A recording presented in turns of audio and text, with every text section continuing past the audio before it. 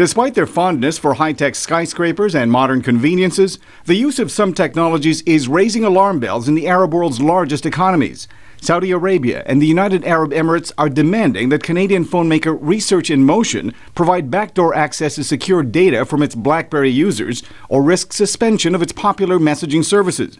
Analyst Ben Wood at the wireless technology firm CCS Insight says it's a no-win situation for a company that prides itself in providing secure messaging services. Security is the signature of the Blackberry devices, and they have to make sure they sustain that. But clearly, they can't afford a domino effect of governments and regulatory authorities saying that they won't allow the devices to be used.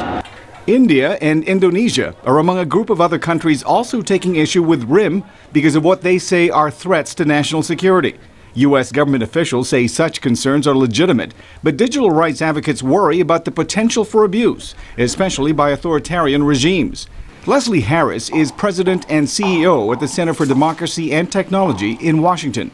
In the UAE, this whole fight started because people were using Blackberry Messenger to organize around, this sounds ironic, the high cost of fuel in the UAE.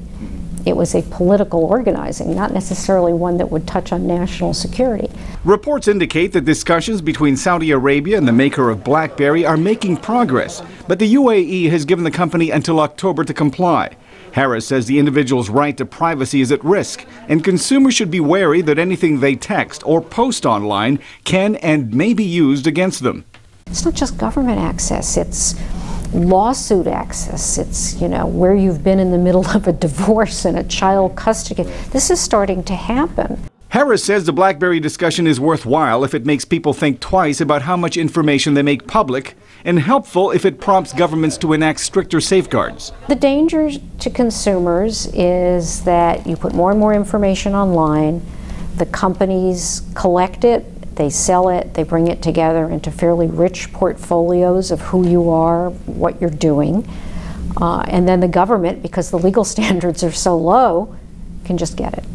The Center for Democracy and Technology is lobbying for changes in electronic communication laws in the United States to limit the government's ability to access private data unless it can prove that national security is at stake.